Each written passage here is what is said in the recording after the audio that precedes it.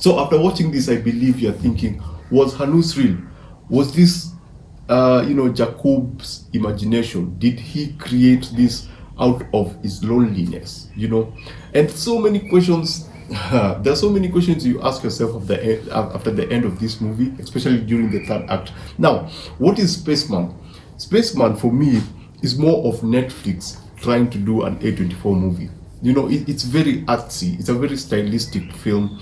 It's the dissection of a character's relationship with a person that they actually love. And for me, I thought it was more a battle between ambition and love. And I talk for myself, this is what I thought about the film. It's a battle between ambition and love. Because we have our character Jacob, who's been married to Lenka for a couple of years. So he's going on this mission. There's this mysterious purple cloud. He's going on this mission alone, and he's supposed to get there before the Korean get there. So there's already tension because he's competing in the different countries. So he's from the Czech Republic. So this is the first time that this is the first Czech mission. And apart from that, if I'm not wrong, I think he was so much into the mission because he needed to atone something. His father did something in the past. His father kind of betrayed his country because he was kind of a spy. So for him, this was very important. But half into the journey, loneliness starts to creep in, and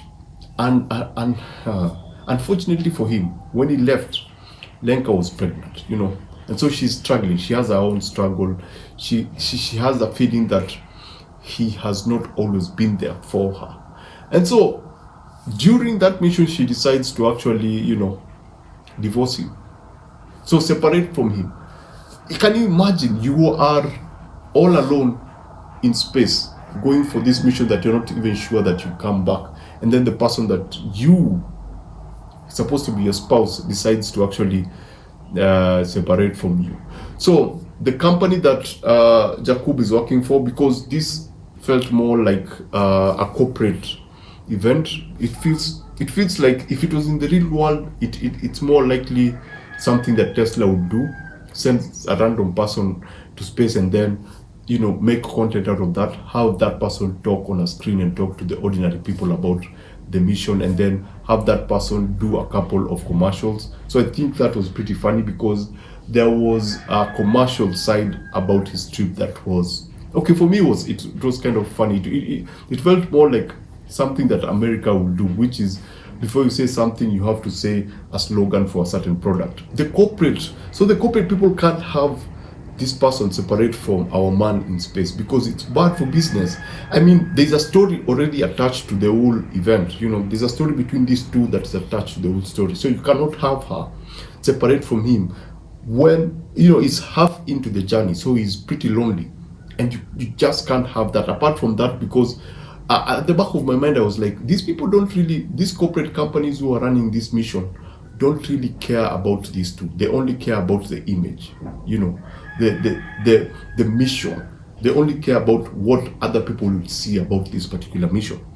So during this moment when he's still very lonely, because the wife sends him the breakup message, but the breakup message is not sent to him. It's intercepted by the people who are running this mission, and so they decide they cannot send it to him because he's not in a state to actually do that, because he's actually really lonely. He's been in space. You can actually tell by the eye, whatever, black eyes, that he looks tired. He looks and feels lonely. And that's where now things get interesting, because out of nowhere, a spider appears, played by Paul Dano. This spider now he's he's this alien creature that was studying Earth and then saw his craft, and then the alien creature was like, the alien creature was fascinated by his loneliness, the fact that he was alone in space, and there's a way that it can tap into a person's head telepathically and see your memories, see your state of mind. And so it was fascinated by him, and then it got into his craft, and then it was just hanging somewhere in the craft for a very long time, and this time it comes out. And Jacob at first, he's very, he's scared. He's actually, and I would be, I mean, you're in space and there's a giant spider. not a giant, like a spider this big that is just walking around in your cabin. You'll be scared to death. And so eventually they become close, because at its core, even at the end of the movie, you learn that Hanus, who is the spider, who is named by Jakub, is called Hanus. He's also very lonely. He's also a very lonely character, because his planet, something happened to his planet, and so he has no one. It's just him. And he has his own issues, by the way. And so now this becomes a journey into exploring Jakub's relationship with his wife, where it began, what went right, how they met, what the challenges with the both of them. And it's a study of who Jakub is and his ambition, and what triggered it, and what made him, become this ambitious. And you get that through flashbacks, you get that through visions, how Hanus is able to tap into Jakub's memory. So we get to look into Jacob's past, we get to see his relationship with his wife, where they started off.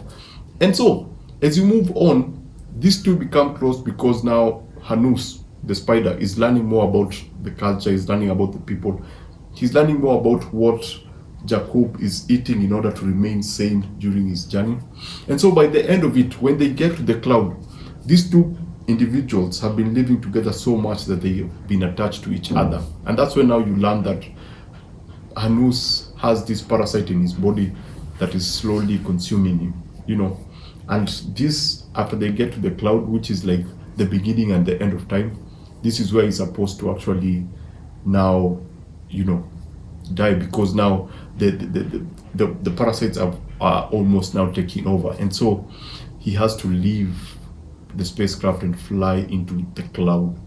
But then, Jakub, having spent time with him so many times, decides to actually just jump out and also join him. So you get the two jump into the cloud, which is, oh my goodness, it's the end and the beginning, because it's a representation of when it all began, and time works different within that. The best way to explain that, to explain this particular scene, because it's during the third act, is think of Interstellar, the black hole. When you enter the black hole, what happened, how things looked like, and how they handle that particular scene. And this, when they enter the cloud, they treat it the same way, but they give it a different visual language. Let me just put it that way, because it looks different, it's treated differently, but the core concept of the cloud is the same as the black hole. And so as they get in, and as they continue having that conversation, and you realize just how Hanus, was presented as this, straightforward creature that was all about studying people, get information, get out.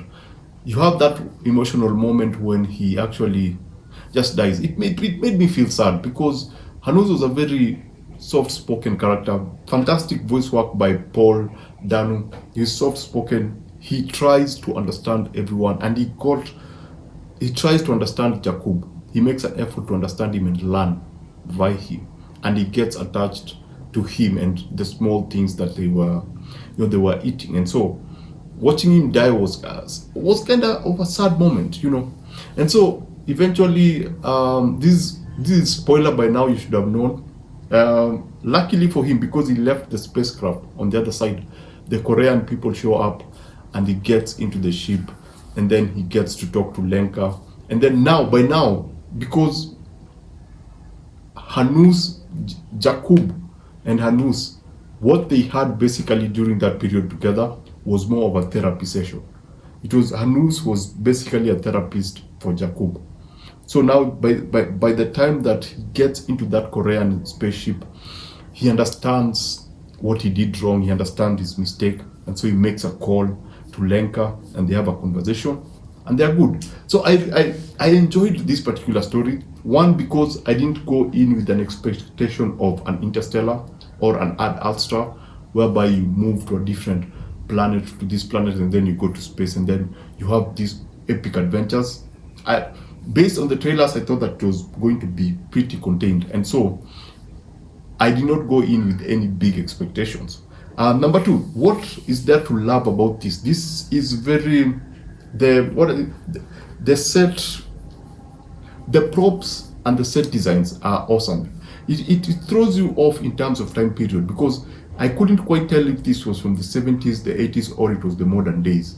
Because you have a craft that looks like it's something from the 70s, and then the props, like the phone, feels like something from the 80s, even the buttons, even the central control office has these old school screens. It's a Czech Republic, yes, but you couldn't actually put yourself where you couldn't actually tell whether it was modern or old school. The outfits look different, they look modern, but everything else feels kind of, even the color palette looks like something from the 70s. And so it had that distinctive look about it. Even the spaceship had a distinctive design. It didn't feel modern. It felt like something that could actually be used. It felt a bit realistic. It did not feel like super sci-fi. Super sci-fi is where everything is clean. Everything doesn't feel like it was used. Everything can be manipulated using a button, because there are moments where Jakub actually has to go in and actually repair stuff. Yeah, it's not all super digital. There's a primitive sense to his space.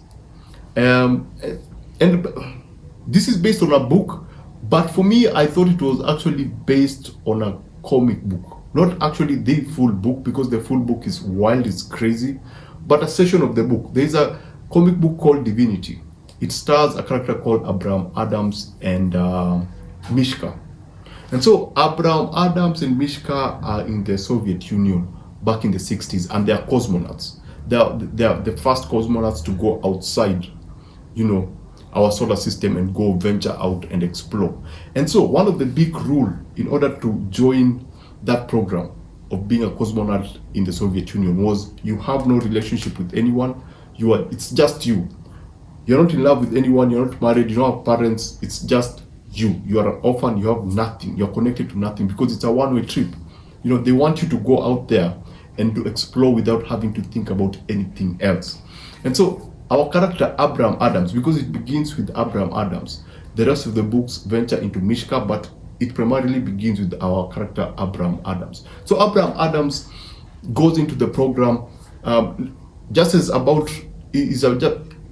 is about to leave our planet. We realize that he's actually feeling really sad. Then as the pages move on, as you jump into the next page, you realize that Adam Abrams had a girlfriend. And so as he leaves, we realize that Adam Abrams' girlfriend was actually pregnant.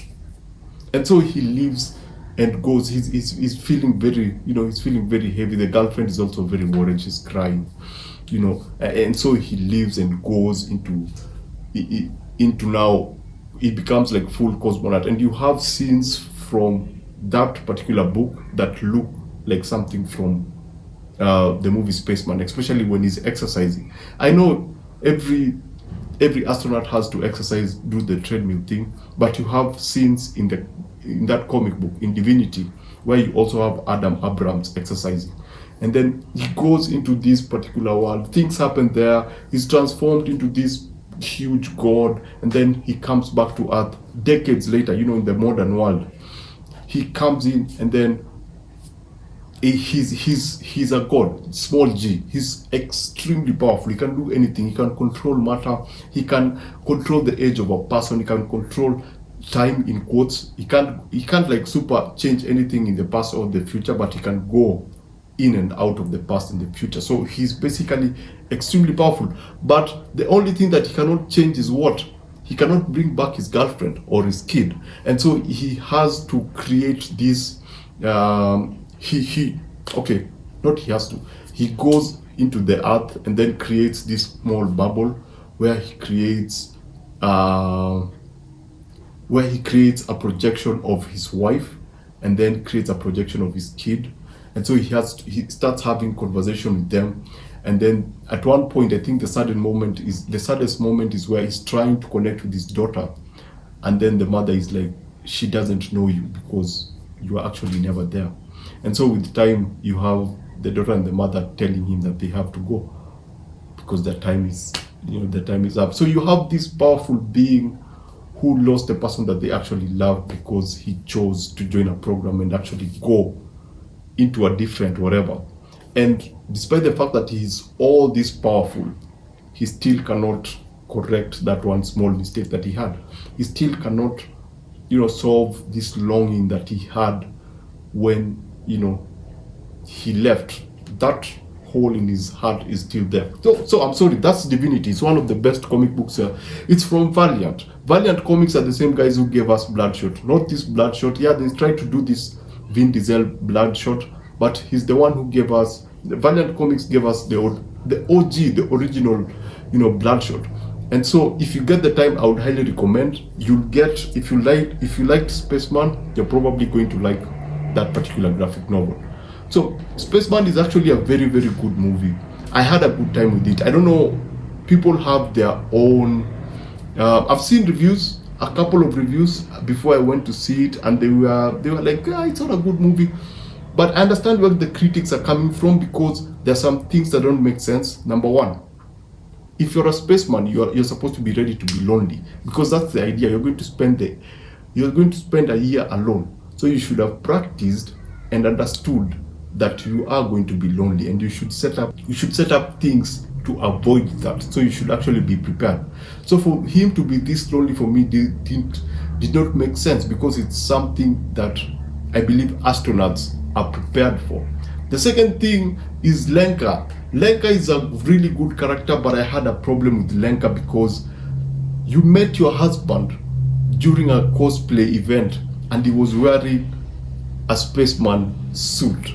So you understand from the word go that this person loves space. You understand for a fact that this person is committed to this thing that he truly, really, really loves.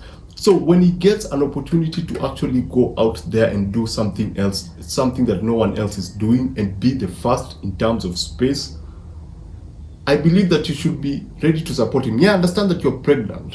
Understand that being pregnant is one of the most difficult things that can happen to a woman, and you need all the support that comes with that. But your dude is about to go to space for 1 year. 1 year. It's not for the rest of his life. 1 simple year. He's going to go, yes, you're pregnant, yes, you're going to give birth, but he's going to come back. And when he comes back, he's going to be committed to this child, because now he has fulfilled his dream. He has fulfilled, going to explore a mysterious space cloud is enough for a spaceman to be satisfied with what he's doing. So I would have wished that Lenka would have been more supportive to his spouse. Go like, this is your dream, this is what you've always wanted to do. You go do your thing, don't worry about us. We are going to give you every support that you need. So with the critics, I can see what the issues may be. I can see where the challenges are, because sometimes it feels like the story is everywhere. It feels like we have Lenka, we have Jacob's father, his story, his background, his challenges when he was coming up, almost drowning. We have that. Then now we have Lenka and the loneliness. So I understand the critics. I understand what the challenges are. Lenka's character. We don't really get to understand where she's coming from. Here you understand the pregnancy thing, but you don't quite get to understand what her issues are. Yes, you understand what happened to her and her relationship with Jacob, but you don't quite get into that to justify her leaving Jacob at this particular point of view.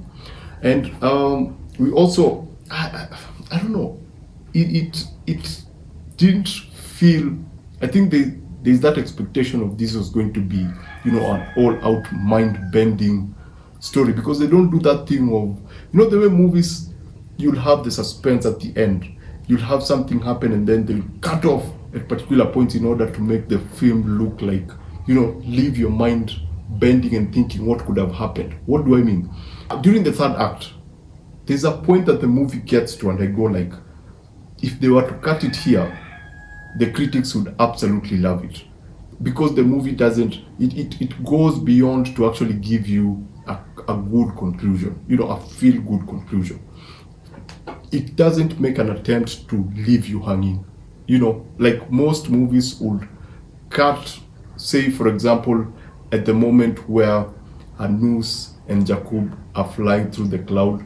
They've been through that main point and now they are flying out, and you can see a small light blinking on the other end. You can see the cloud have parted, and then you can see a small light clicking, and you know that that's the Korean group. And so you turn back to Hanus and you turn back at Jakub, and those things now have started to consume Hanus. And you know that, you know, if it was like one of those regular ordinary movies, that's where they would cut, because they would want you thinking, did he make it, did he not make it, did the relationship work, did the relationship not work? So I felt like the critics have a right to actually complain about, you know, not really like the movie, but I believe that is based on expectations. You know, expectations, if you expect, you set up yourself to be disappointed. Anyway, that's it. Remember to always, if I was to give this out of 5, I would give this 4. I had a great time. From just you know, from a 0 expectation level, this is a 4. If you come in expecting Interstellar, you'll probably give this a 2. Yeah, you're probably disappointed. But if you go into this with an open mind, you'll have a great time. So basically that's it. Remember to always watch what you enjoy and enjoy what you watch. I shall see you on the next one. Please subscribe.